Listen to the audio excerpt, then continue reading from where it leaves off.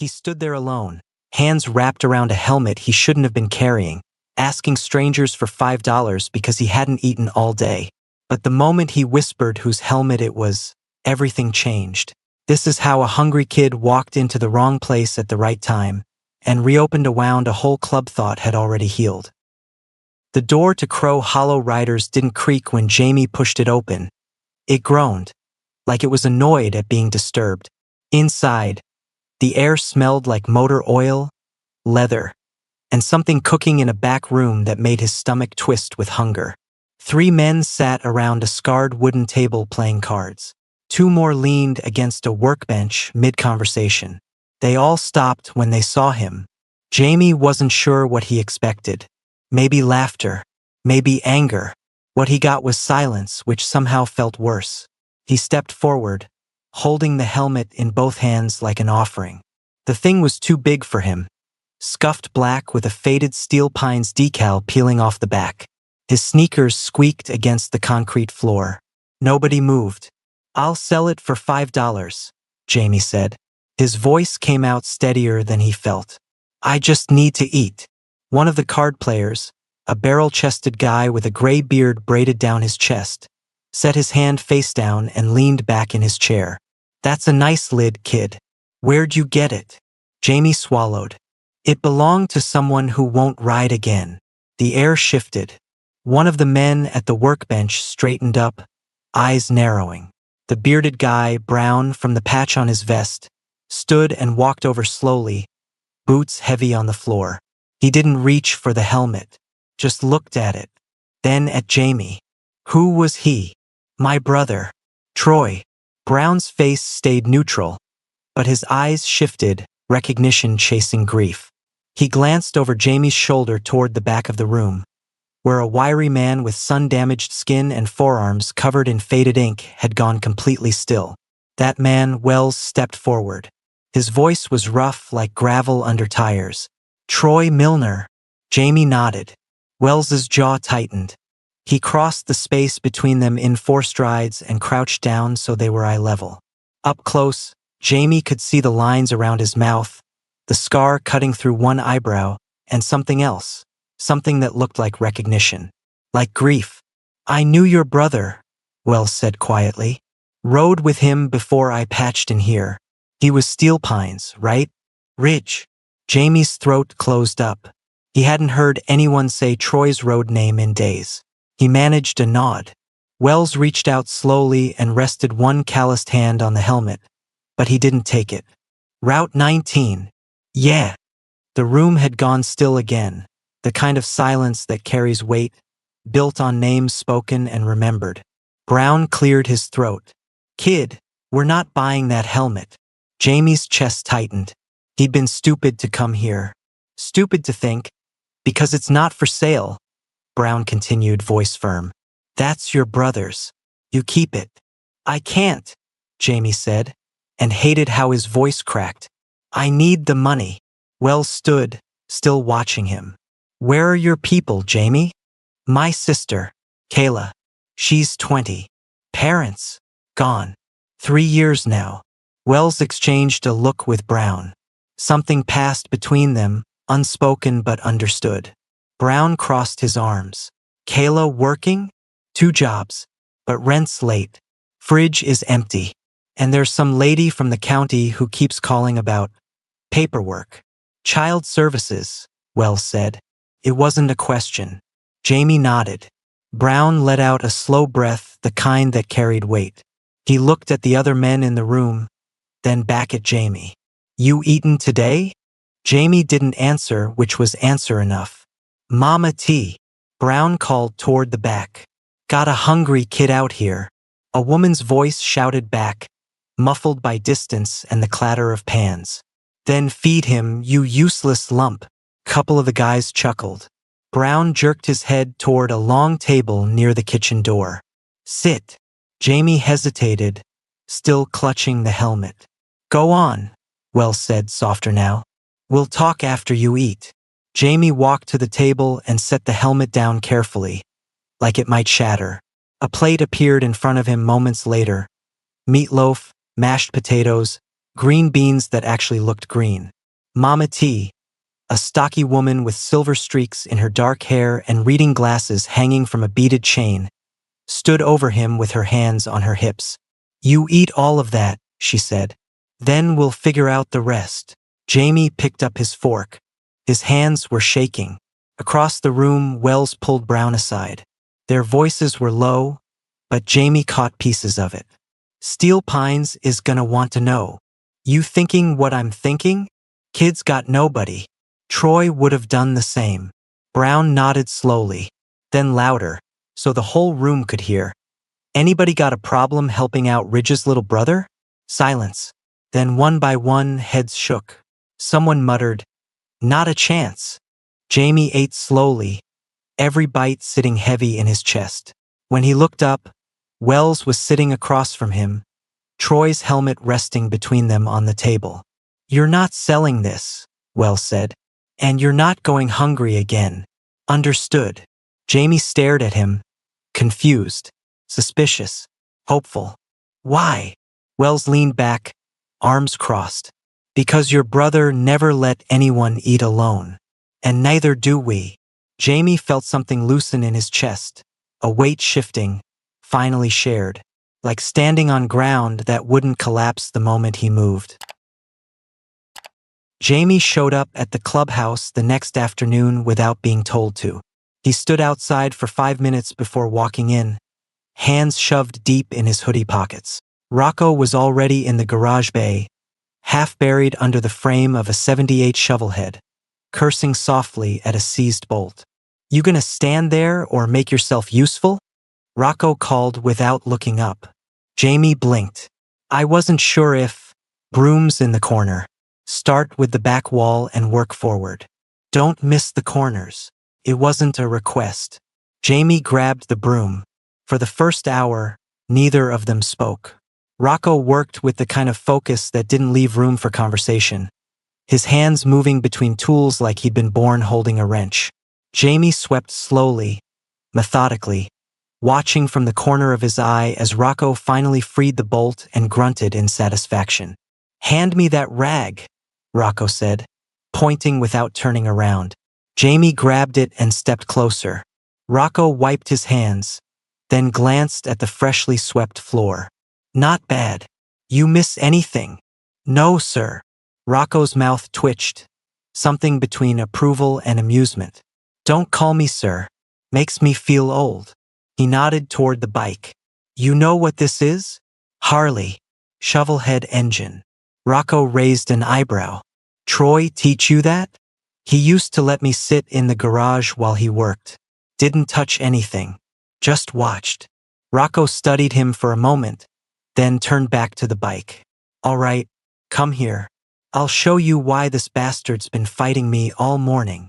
Jamie moved closer and Rocco started talking, explaining the engine's compression, why old Harleys ran hot, how this particular model had a reputation for being stubborn but loyal. His voice was gruff but patient. When he handed Jamie a socket wrench and told him to try loosening the next bolt, Jamie's hands trembled slightly, but he did it. Slow, careful. "Good," Rocco said. "You've got steady hands. That matters more than strength." By the time the sun started sinking, Jamie had learned the names of a dozen tools and how to check oil without spilling it everywhere. Rocco didn't mention payment, didn't mention charity, just told him to come back tomorrow if he wanted to learn something useful. Jamie walked out of the garage and nearly collided with a younger guy carrying a six-pack toward the main room. The guy stopped, looked down at him, and his expression shifted, recognition settling into something warmer. "You're Ridge's brother," he said. Jamie nodded. "I'm Fletch." He shifted the six-pack to one hand and extended the other. Jamie shook it. Fletch's grip was firm but not aggressive. "Heard what happened. I'm sorry, man. Troy was solid." "You knew him?" "Met him once at a cross club run. He pulled over when my chain snapped, helped me fix it in the rain." "Didn't have to." Fletch tilted his head toward the main room. "You sticking around?" "I don't know. Maybe." Fletch nodded slowly. "I was in foster care until I was 17. Aged out with nowhere to go. This place took me in when nobody else would.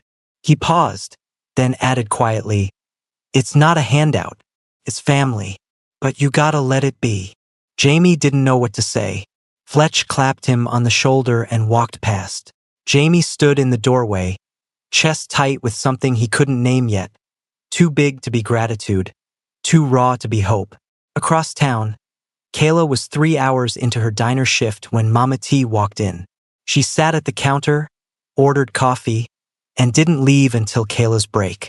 When Kayla finally sat down, exhausted and wary, Mama T slid a business card across the table. "Legal aid," Mama T said simply. "They do guardianship cases. Pro bono if you qualify." Kayla stared at the card. "I can't afford." "Did I say anything about money?" Mama T's tone carried an edge, but her eyes stayed kind. "You're 20 years old trying to raise a kid on 2 part-time jobs while the state's breathing down your neck. You think you're the first person who needed help." Kayla's jaw tightened. "I don't take charity." "Good, because I'm not offering it." Mama T leaned forward. "I'm offering you a phone number and a hot meal tomorrow night at the clubhouse. You come by, we'll sit down with someone who actually knows how this system works. After that, it's your choice." Kayla looked at the card, then at Mama T. "Why?" "Because your brother-in-law rode with people who don't forget. And because Jamie walked into our place trying to sell his grief for $5. That's not happening on my watch." Mama T stood, dropped a 10 on the counter for the coffee, and headed for the door. She paused at the threshold. 7 o'clock tomorrow. Don't make me come drag you." The next evening, Kayla walked into the clubhouse with her shoulders tense and her guard up. Mama T met her at the door, handed her a plate of lasagna, and introduced her to a woman named Ruth, a lawyer with kind eyes and a briefcase full of paperwork. They sat at a corner table while the clubhouse hummed with low conversation around them. Ruth explained emergency guardianship, temporary custody orders, and what Kayla needed to file to keep the state from splitting her and Jamie up. She walked her through every form, every signature, every piece of documentation they'd need. Kayla's hands shook as she signed her name over and over, but Ruth's voice stayed calm and steady. "You're doing the right thing," Ruth said, "and you're not doing it alone." When Kayla looked up, Mama T was refilling her coffee without asking. Across the room, Jamie sat next to Fletch at the bar, the two of them talking quietly. Fletch said something that made Jamie almost smile, just a flicker, but it was there. Kayla's throat tightened. She turned back to Ruth. "What do I owe you?" "Nothing," Ruth said. "Mama T already covered my time with the best pot roast I've had in years." Kayla blinked, then looked at Mama T, who just shrugged.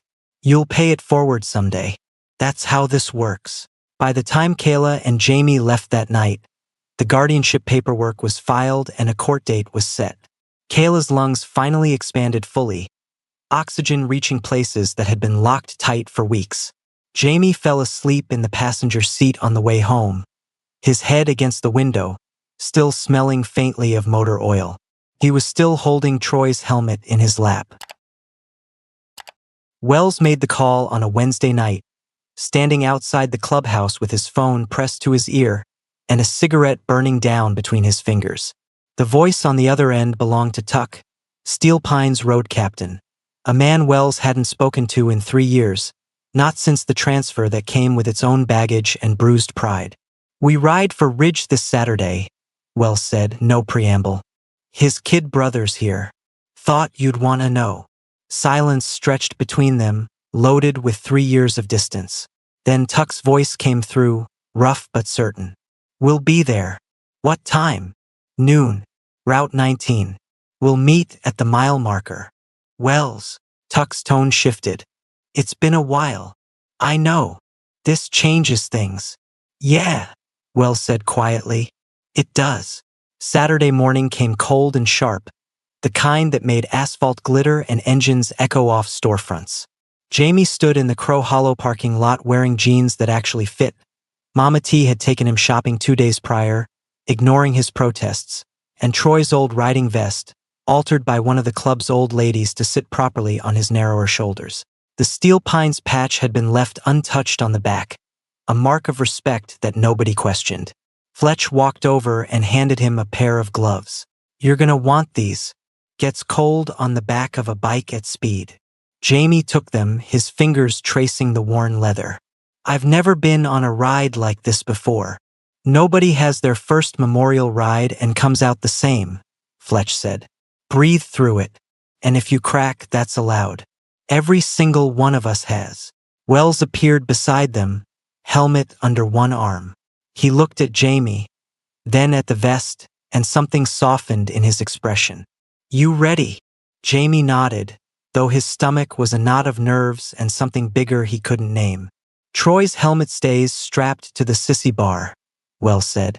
"That's how we carry the ones who can't ride with us anymore. You good with that?" Jamie's throat tightened, but he nodded again. Wells clapped him once on the shoulder, then turned toward his bike. Engines started roaring to life one by one, a chorus of thunder that vibrated through Jamie's chest. He climbed onto the back of Wells's bike, gripping the passenger handles while Troy's helmet sat secured behind him, visible to everyone who followed. Kayla stood near the support van with Mama T, her arms crossed tight against the wind. Mama T handed her a tissue before she even realized she needed one. "He'll be all right," Mama T said. "I know," Kayla whispered. "That's what scares me." The convoy rolled out in formation. Crow Hollow in front, nearly 20 bikes strong. Their engines synchronized into a rolling growl that turned heads on every street they passed. As they approached Route 19, another group appeared on the horizon, coming from the opposite direction.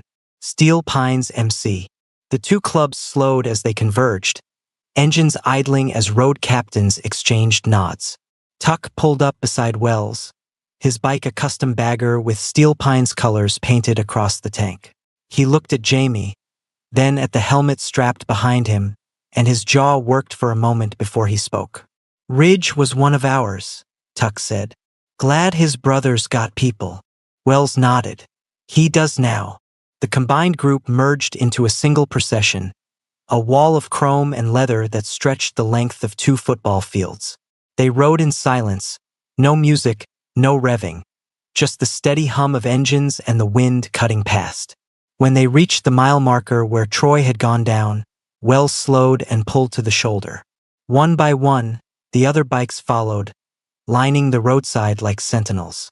Jamie climbed off, his legs shaky, and stared at the stretch of asphalt that looked no different from any other piece of road. But Fletch was beside him, and Brown was there too, and suddenly the whole procession had formed a loose circle around the spot. Tuck stepped forward holding a bottle of whiskey. He poured a measure onto the gravel, the liquid darkening the dirt. "To Troy Ridge Milner, brother, rider, the kind of man who stopped for strangers and never rode past someone in need." "To Ridge," the crowd echoed, voices low and reverent. One by one, riders came forward. Some laid flowers. Others poured liquor or left small tokens, coins, patches, photographs. A Steel Pines member placed a wrench at the base of the marker, explaining quietly that Troy once lent him tools and never asked for them back. Fletch leaned close to Jamie. "You want to say anything?" Jamie shook his head. Words felt too small. Instead, he walked forward and knelt at the marker, pressing one palm flat against the cold ground. He stayed there for a long moment, eyes closed, letting the rumble of idling engines wash over him like a wave. When he stood, Wells was waiting. He unstrapped Troy's helmet from the bike and handed it to Jamie. "Carry it back. He rides with you now." Jamie took the helmet in both hands, holding it against his chest. The procession reformed, but this time, Steel Pines and Crow Hollow Road mixed together, no separation, no lines drawn. Just riders honoring one of their own. As they rolled back toward the clubhouse, Jamie looked down at the helmet in his lap, feeling something shift, less like an ending, more like a thread pulling him forward. Troy wasn't gone. He was here, in every engine that roared, in every hand that had reached out, in every mile of road they'd covered together. The ride back felt shorter. The weight felt lighter. And when they pulled into the Crow Hollow lot, The sun was starting to dip low, casting everything in gold. The clubhouse had transformed in their absence. Louder now, the kind of noise that comes when morning gives way to memory, when silence breaks into laughter that doesn't apologize for itself. Riders from both clubs spilled into the main room, shedding leather vests and settling into chairs like they'd done this 100 times before. Someone cranked up the stereo, classic rock pouring out at a volume that made conversation require effort. Mama T and two Steel Pines old ladies had taken over the kitchen, and the smell of grilled meat, cornbread, and something sweet filled every corner. Jamie stood near the doorway, still holding Troy's helmet, unsure where to put himself. Fletch appeared beside him with 2 bottles of root beer, handing one over without a word. They stood there together, watching the room fill up. "This is how we do it," Fletch said. "Mourn on the road. Celebrate when we get back." Troy would have wanted this. Jamie cracked open the bottle, the fizz loud in his hand. "How do you know?" "Because every rider does. We don't do silence and black clothes. We do engines and full plates." Fletch took a long drink. "Your brother lived loud. We're gonna remember him the same way."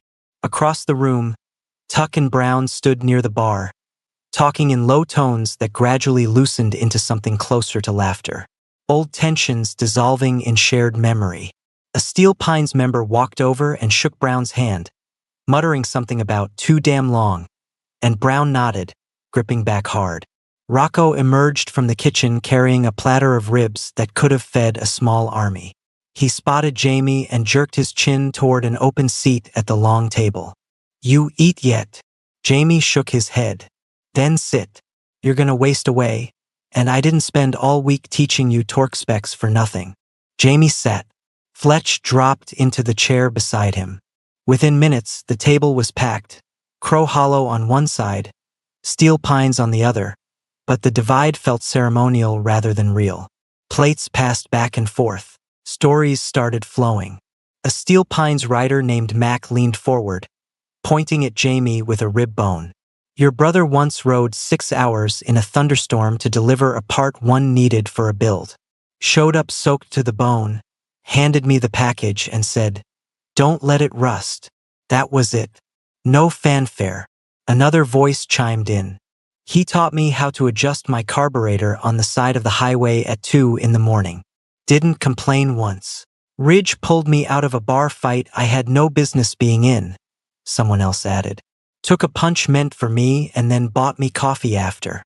Jamie listened, each story adding dimension to a brother he thought he knew. Troy the road warrior, who fixed things without announcing it, who earned trust by showing up. Jamie's chest ached, but the pain had substance now, weight instead of emptiness, something solid enough to hold on to. After the food, after the dishes had been cleared and the music turned low, Wells stood and motioned for Jamie to follow. They walked to the far wall where a wooden plaque hung, old, dark with age, covered in names carved into the grain. "The honor board. Every rider here who's gone down gets remembered," Wells said. "We don't let them fade.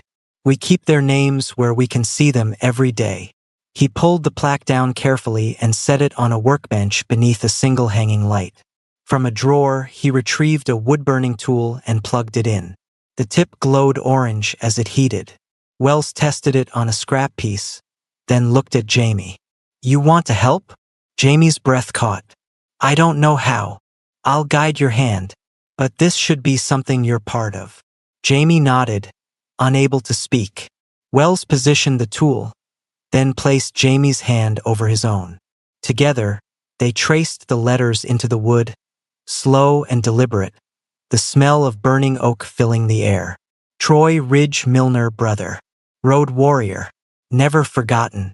When the last letter was done, Wells pulled back and let Jamie finish the final curve of the N on his own.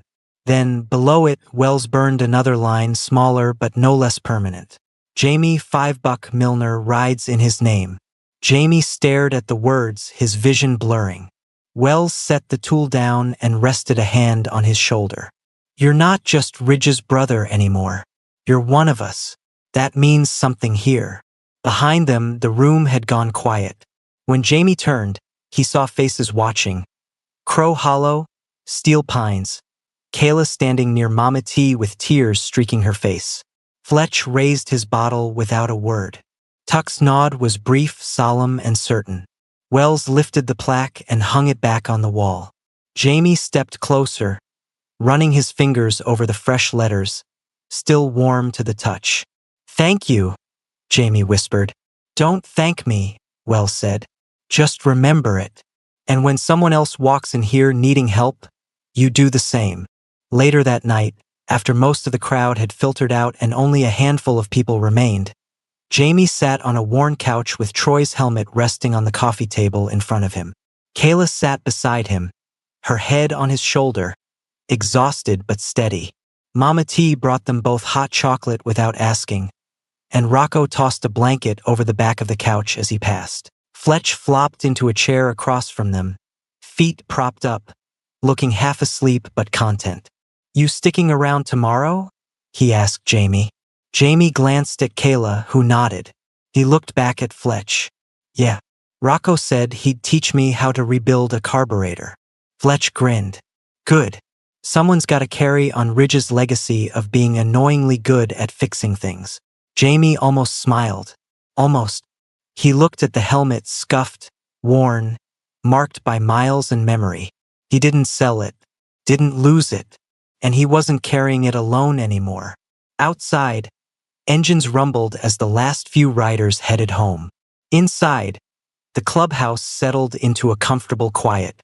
Jamie closed his eyes. Since Troy died, peace had felt impossible. But sitting here, Kayla breathing steady, Fletch half asleep across from him, Troy's helmet within reach, Jamie realized peace wasn't the absence of grief. It was having people who'd help carry it when it got too heavy to hold alone. Sometimes the people who save us aren't the ones we expect. They're the ones who see us when we're trying to disappear. What would you have done if Jamie walked through your door? Drop your thoughts below. And if this story moved you, hit like and subscribe to embrace the journey, because every story we share is one worth remembering.